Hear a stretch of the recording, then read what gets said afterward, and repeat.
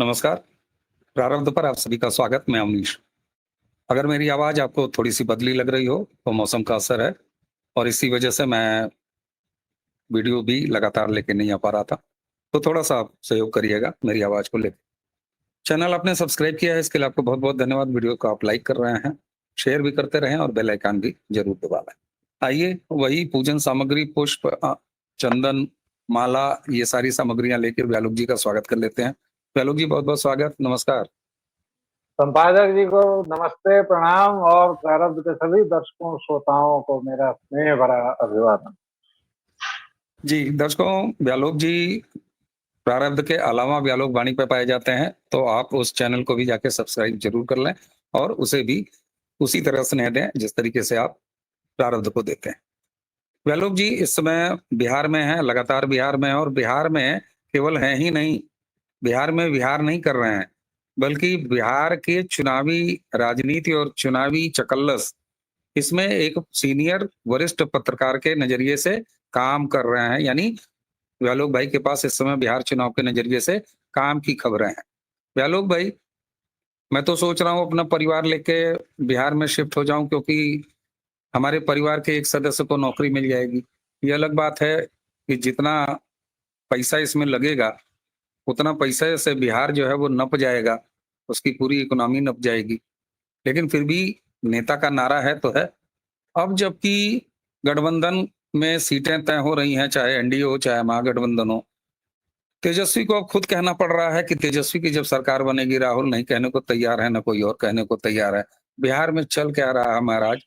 मांझी सुन रहे हैं, कविता सुना रहे हैं, तो इधर जो है वो पासवान जी जो हैं वो अलगे राग गा रहे हैं। तो इधर भी उधर भी, यानी बिहार अपने परिपक्व, इन्वर्टेड कामा में परिपक्व राजनीति की थाली में उतर चुका है। आप इस तरह जो चेहरा स्ट्रेट रख के और लगातार चुटकुले पे चुटकुला सुनाएंगे तो भाई सामने वाला हंसे या बोले, आप ही बता दीजिए। पहले हंस लूं या पहले बोल लूं? क्योंकि आपने तो चुटकुला इतना मजेदार सुनाया है कि हंसते हंसते भुइयां में लुटा जाएगा आदमी। लेकिन ऑन अ सीरियस नोट, आप देखिए कि बिहार चुनाव की दुर्दशा ये है कि जिस जिस बीमारी ने बिहार के समाज को पंगु बनाया है, विकलांग कर दिया है, उन बीमारियों पर कोई चर्चा नहीं हो रही है, कोई भी चर्चा नहीं हो रही है। तेजस्वी का ये जो चुटकुला है, जरा इसको मैं क्या कहते हैं मार्क्सवादियों की भाषा में डिकंस्ट्रक्ट कर देता हूं। बिहार की जनसंख्या 14 करोड़, इसमें से मैं ये मान के चलता हूं कि करीबन 4 करोड़ बिहारी बिहार को छोड़कर पूरे भारत और विदेशों तक में यत्र तत्र सर्वत्र लात जूता खाकर किसी तरह अपना गुजारा कर रहे हैं। बच गए 10 करोड़। 10 करोड़ बिहारी में मान लीजिए कि 5 लोगों का परिवार में मान लेता हूं, ये एक आदर्श स्थिति है, तो 2 करोड़ परिवार हुए साहब। हर एक परिवार में से एक नौकरी, मतलब 2 करोड़ नौकरियां। ये 20 दिन के अंदर अगर 9वीं फेल की सरकार बन गई तो भाई साहब, मैं इसीलिए कहता हूं कि जीवन में आप कुछ करें ना करें, कभी कभार पढ़ाई लिखाई कर लेनी चाहिए। क्योंकि तेजस्वी को ये पता ही नहीं चल रहा है कि वो क्या बकवास कर रहा है। पूरे बिहार की औकात, पूरे बिहार की हैसियत, पूरे बिहार की कुव्वत कितने की है सर? भाई जीडीपी जो होता है या बजट जो होता है, वही तुम्हारी कुव्वत है ना, हैसियत है। कितने पर पहुंचे हो अभी? 10 साल पहले तक 1000 करोड़ में तुम्हारा बजट घूमता रहता था, 5000 करोड़, 6000 करोड़। अभी कुछ आगे हुआ है। अभी कुछ ऐसा हो गया है कि तुम उसको आराम से बोल सकते हो। अब तुम्हारी पूरी प्रशासनिक मशीनरी को आंक लेते हैं। बिहार में अगर आज की डेट में सारे सरकारी पद खाली कर दिए जाएं तो कितने पद होंगे भाई? 10 लाख। ये मैं मैक्सिमम का मैक्सिमम बोल रहा हूं, मैं मतलब सारी हदें पार कर दे रहा हूं, तब 10 लाख बोल रहा हूं। वैसे 10 लाख होगा नहीं, 4-5 लाख पहुंचते पहुंचते दम टूट जाएगा सरकारी सिस्टम से। और मैंने जो 2 करोड़ नौकरियों का हिसाब दिया है वो बहुत कम है, बहुत आदर्श है। लेकिन कहाँ 5 लाख 6 लाख आपकी टोटल औकात, जिसमें से करीबन 70% सीटें भरी हुई हैं, 30% खाली हैं और उसके अलावा ये 2 करोड़ का ये गैप हम देख रहे हैं। लेकिन अभी भी चुटकुला ये नहीं है अवनीश जी, जो तेजस्वी ने कहा, चुटकुला अगला ये है कि उस 9वीं फेल की बात बिहार के कम से कम लाखों लोग मानेंगे। इस पर हंसना है, इस पर सिर पीटना है, इस पर आंसू बहाना है कि बिहारियों को अभी भी इतना तक सेंस नहीं है कि कौन क्या उसको बोल जा रहा है और वो मूर्ख बन रहा है। दूसरा चुटकुला सुनिए, दिल्ली का ठग केजरीवाल, उसके गुरुजी आए हुए हैं बिहार में, प्रशांत किशोर पांडे। इन साहब ने तो एटीएम दे दिया है 20,000 का, उसमें प्री लोडेड चुटकुला भर के इन्होंने एटीएम दे दिया है और उस एटीएम के पीछे लिखा हुआ है कि वो 20,000 का ब्रेकेज कैसे करेंगे, तो 5,000 फलाने को, 10,000 फलाने को, 15,000, और ये सब चल रहा है। तीसरा चुटकुला, पप्पू यादव कल नकदी बांट रहे थे, किसी ने कहा कि सरकार आदर्श आचार संहिता लागू है, मत कीजिए ये। उन्होंने चोरी पर सिनाजोरी की, साथ में छिनरई भी की और कहा कि मैं तो बांटूंगा, जिसको जो करना है कर ले। ये सीधे सीधे तौर पर चुनाव आयोग को चुनौती है।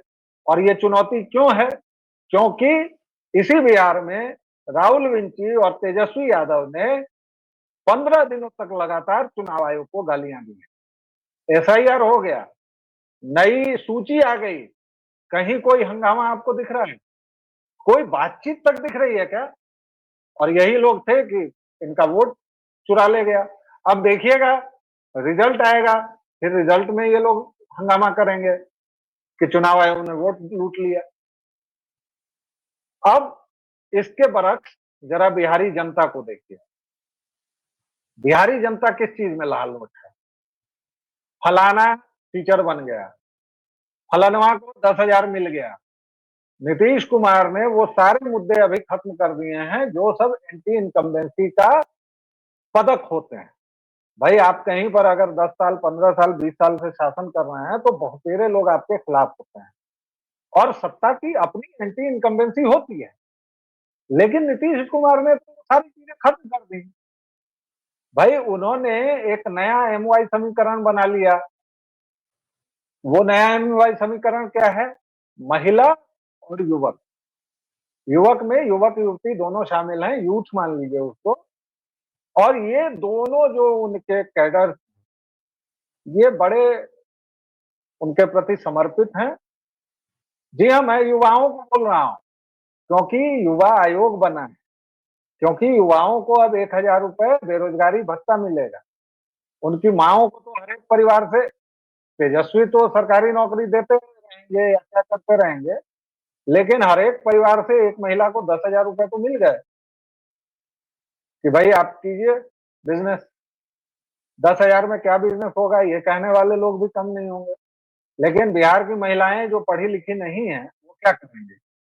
ठेला लगाएंगी, पापड़ बनाएंगी, अचार बनाएंगी, यही उनका उद्योग होगा। और अगर 10,000 से उन्होंने ये शुरू कर दिया और अगर वो इसको चलाती रह गई तो 6 महीने के बाद उसका रिवीजन होगा, फिर 2 लाख मिलेगा। उस 2 लाख से अगर आप कर पाएंगे तो फिर 5 लाख मिलेगा कि 10 लाख मिलेगा, वो तो सीमा नहीं है, अंतहीन है। सबसे दुखद बात क्या है कि यहाँ कोई भी कुछ भी बोल के आके चला जा रहा है और बिहारियों को फर्क नहीं पड़ता है। ऐसा इनर्शिया वाला समाज, ऐसा गतिहीन समाज, ऐसा मुर्दा समाज मैंने नहीं देखा है साहब, मैंने नहीं देखा है। जी। अच्छा एक चीज़ बताइए, आपने ये तेजस्वी यादव की जो तमाम चीज़ें हैं उसको तो बता ही दिया। साथ में आपने ये चिंता भी ज़ाहिर की कि मज़े की बात ये है कि लोग उसकी बात को सुनेंगे भी और कई सारे इस बात को मान भी लेंगे कि हाँ, वाक़ई ये पॉसिबल है, ये संभव है, तेजस्वी की सरकार आई तो हो सकता है। ये बताइए, ये महागठबंधन में कांग्रेस तेजस्वी को मुख्यमंत्री का चेहरा क्यों नहीं घोषित कर रही है? एक सवाल ये। दूसरा, प्रशांत किशोर का जो आपने जिक्र किया, तो खाली उनका एटीएम बाजार में है कि जमीन पर उनका कुछ ओट है? दूसरा ये। तीसरा, ये एनडीए के अंदर जो सीट लेना सीट देना ये चल रहा है, ये केवल लास्ट टाइम का एडजस्टमेंट है कि वाकई कुछ गंभीर बात है? चौथी बात, ओवैसी केवल सीमांचल पर नहीं, बल्कि आपके जानने वाले, आपके बेहद के नजदीक की सीट जाले तक पर अपना कैंडिडेट उतार रहे हैं। और मजे की बात ये, मुस्लिम डोमिनेटेड सीटों पर वो हिंदू कैंडिडेट उतार रहे हैं, सिटिंग विधायक के भाई तक को उतार दे रहे हैं। ये सब सारी चीजें क्या है, और इसके बीच में फिर ये मतलब रजिया कटेगी तो कितने हिस्सों में बटेगी? वो कहते हैं ना कि शाम में गम जब बिखर गई होगी, जाने किस किस के घर गई होगी। तो हमको तो मतलब वही बिहार का जो राष्ट्रीय भोजन है, वो साला खिचड़ी फिर याद आ रहा है। और खिचड़ी में कई किस्म की दाल, नौरत्न दाल नजर आ रही है। अब मैं जो है आपके तीसरे खंड से शुरू करता हूँ, एनडीए वाला। एनडीए का परसों से नॉमिनेशन चालू हो जाएगा। आज से नॉमिनेशन सामान्यतः चालू हुआ है, एनडीए कर लेगा। एनडीए में कहीं कोई पचड़ा नहीं है। मांझी जी भी जब लिखते हैं पैरोडी कि दो न्याय अगर तो आधा दो, उनको भी पता होता है कि मेरी औकात क्या है। एनडीए वालों को भी पता होता है, भाजपा वालों को भी पता होता है, सबको पता है कि औकात क्या है। तो औकातानुसार और श्रद्धानुसार उनको सीटें दे दी जाएंगी और वो लड़ेंगे, वो एनडीए में ही रहेंगे। चिराग बाबू जो खुद को हनुमान घोषित कर चुके हैं, लेकिन महत्वाकांक्षा है कि जाती नहीं है। तो कल उनकी माताजी के साथ भी मीटिंग हो गई है, कल उनके साथ भी मीटिंग हो गई है भाजपाइयों की। खुद नित्यानंद राय गए थे, उसके बाद खुद धर्मेंद्र प्रधान जो बिहार के प्रभारी हैं उनसे बात हुई। तो वो मामला भी निपट गया है। भाई मामला केवल इतना है कि 26, 22, 20 यही मामला है। और इसमें ऐसा कोई बड़ा बवंडर नहीं होने वाला है कि टूट गया एनडीए का बंधन, अब चिराग लेंगे खुली हवा में सांस, या इस तरह का जो भी घटिया आजकल बनाते हैं ना वो टीवी वाले। तो एनडीए का तो ये प्रकरण है सर। कांग्रेस तेजस्वी को अगर चीफ मिनिस्टर घोषित कर देगी, तो वो जो इस खामख्याली में है, वो जो इस गलतफहमी में है, वो जो एक दिलफरेब ख्वाब बन चुकी है कि हमारी बिहार में वापसी हो रही है, उसका क्या होगा आप बताइए।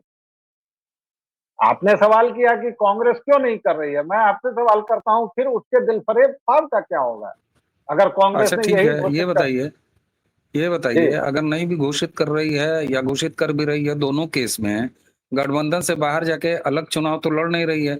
और गठबंधन में भी अगर चुनाव लड़ रही है तो क्या 100 सीट की भी औकात है? पिछली बार चलिए 70 था, इस बार क्या 70 भी रिटेन करेगी?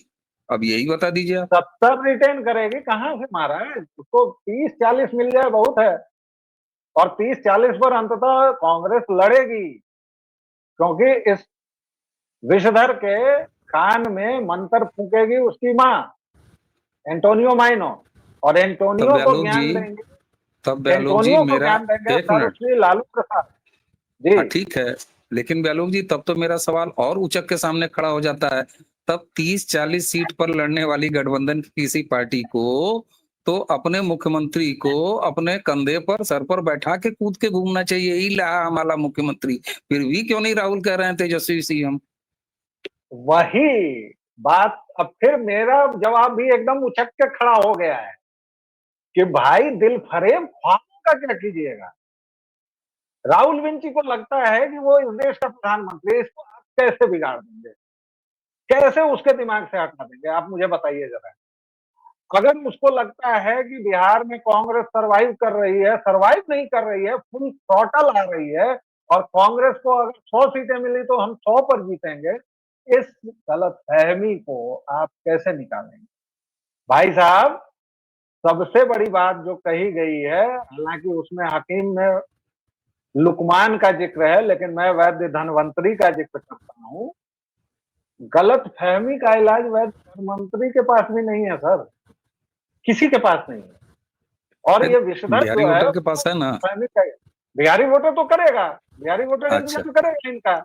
30-40 अगर इनको कैंडिडेट मिल गए तो जीतेंगे कितने वो देखिएगा ना, इनसे ज्यादा कम्युनिस्ट जीतेंगे। और बातचीत अब ऐसे मोड़ पर है कि मैं फिर एक भविष्यवाणी कर रहा हूं, जितने छुट भइये ब्लैकमेलर दल है ना सर, इस बार बिहारी जनता उनको साफ करने जा रही है। डर है कि इसमें अगर चिराग पासवान जी को ज्यादा सीटें दे दी गई तो उनका पत्ता साफ होगा तो वो एनडीए का नुकसान ना हो जाए। क्योंकि इस बार ये जो जितने उपेंद्र कुशवाहा हैं, मांझी हैं, साहनी हैं, पासवान हैं, इन सब का इस बार बोरिया बिस्तर गोल हो जाएगा। बिहारी जनता इस मोड में है। केवल 3 दल बचेंगे सर, आरजेडी, जेडीयू और भाजपा। बाकी अन्य मिला के 10-12 सीटें आ जाना कोई बड़ी बात नहीं है, लेकिन पूरा एकदम फरिछा के, जिसको कहते हैं मैथिली में, इस बार बिल्कुल फरिछा के वोट देगी बिहारी की जनता। ये आपके ओवैसी क्या करेंगे? 4-5 सीट सीमावर्ती इलाकों में जीत जाएंगे, फिर से आरजेडी में जाएंगे, यही करेंगे ओवैसी। अरे हिंदू कैंडिडेट उतार रहे हैं, ठाकुर साहब लोग उतार रहे हैं। ठाकुर साहब के बड़े भाई साहब भाजपा के सांसद जी। हाँ वही तो कह रहे हैं। क्या कर लीजिएगा आप।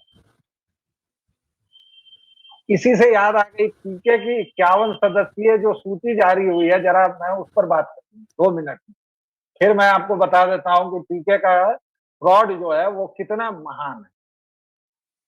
पीके ने क्या क्या बातें की, दर्शकों श्रोताओं आप सबको पता है, बड़ी अच्छी अच्छी बातें की। एक बिहारी होने के नाते तो मतलब एकदम सुन के लगेगा जैसे अमृत वर्षा हो रही है, पीयूष वर्षा हो रही है, कि कोई जातिवाद नहीं होना चाहिए, धार्मिक आधार पर भेद नहीं होना चाहिए, एकदम बिहार को जुपिटर पर पहुंचा देना है, बहुत विकास होना चाहिए, ब्ला ब्ला ब्ला ब्ला ब्ला, यही है।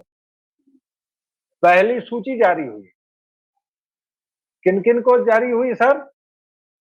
श्रीमान आरपी सिंह की दूसरी बिटिया, एक बिटिया लिपि सिंह है जो मुंगेर में गोली चलवाई थी, दूसरी बिटिया जो है उनको टिकट मिला है अस्थावा नालंदा से। आरपी सिंह जी का दूसरा नाम है मिस्टर 4%। आरपी सिंह वही हैं जो कभी जेडीयू में नीतीश कुमार के बाद नंबर 2 पर थे, जिस पोजीशन का लाभ बहुत दिनों तक पीके ने भी उठाया, और बाद में जब वो जेडीयू से निकले तो अपनी पार्टी बनाई, क्या क्या किया नहीं किया वो सब हमारा विषय नहीं, वो किया। दूसरी सीट, मैं केवल 2 सीटें जिक्र करूंगा साहब, और पीके का पूरा फ्रॉड खुलेगा। आज मैंने पीला कपड़ा भी पहना है। तो दूसरी सीट किसको दी है?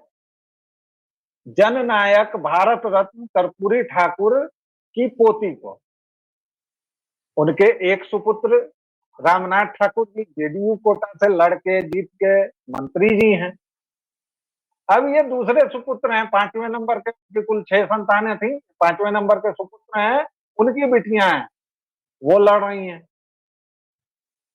जब आप आरसीपी सिंह को अपनी पार्टी में शामिल करते हैं, मिस्टर 4% को, और उसी मुंह से जब आप कहते हैं कि हम भ्रष्टाचार पर लगाम लगा देंगे, तो यकीन मानिए पांडे जी, आप मुंह से बोल नहीं रहे होते हैं, आप हग रहे होते हैं। यकीन मानिए, प्लीज इस बात को मान लीजिए। और आपकी जो भी सूची है, एक सूची में एक नाम और है जिस पर मैं कंफर्म नहीं हूं, कंफर्म हो जाऊंगा तो एक इन्होंने सुनील कुमार नाम के व्यक्ति को टिकट दिया है। अगर ये सुनील कुमार कुख्यात सुनील कुमार है तो उस पर दर्जनों आपराधिक मामले हैं, डकैती है, चोरी है, छिनैती है, और 420 का मामला तो है ही। लेकिन 420 का मामला कोई खास मामला नहीं होता है, ये पीके पर भी है। आप पटना के कोतवाली थाने में चले जाइए अरे और पीके कहिए पर तो कि कई मुकदमे 420 का हाँ मुकदमे उसको तो और कई भी हैं। मुकदमे, हाँ बिल्कुल। तो इसी से समझ जाइए कि बिहार में चुनाव किस तरह हो रहा है और क्या क्या वायदे इरादे ये सब दिखाया गया। चल रहा लेकिन मुद्दा वही है कि बिहारी हाँ। जनता कब जागेगी, बिहारी जनता कब सोचेगी। जी अच्छा, उसी बीच में देखिए आप बार बार ये सवाल उठा रहे हैं बिहारी जनता कब जागेगी, कब जागेगी, लेकिन एकदम सही कह रहे हैं आप। तेजस्वी जिस फ्रॉड तरीके से ये सरकारी नौकरी वाला फंडा लेके आए हैं, आप ही ने कहा कि कुछ लोग इसको सुन भी लेंगे, समझ भी लेंगे, समझने के बाद इसको गटकने का भी प्रयास करेंगे। लेकिन फिर वही दिल फरेब चुटकुला आपका शब्द उठा के वापस लेता हूँ, मैं इस्तेमाल कर रहा हूँ कि बिहार के लोग बड़ी मैच्योर्ड पॉलिटिक्स करते हैं और है ना? तो ये एक साथ ही है।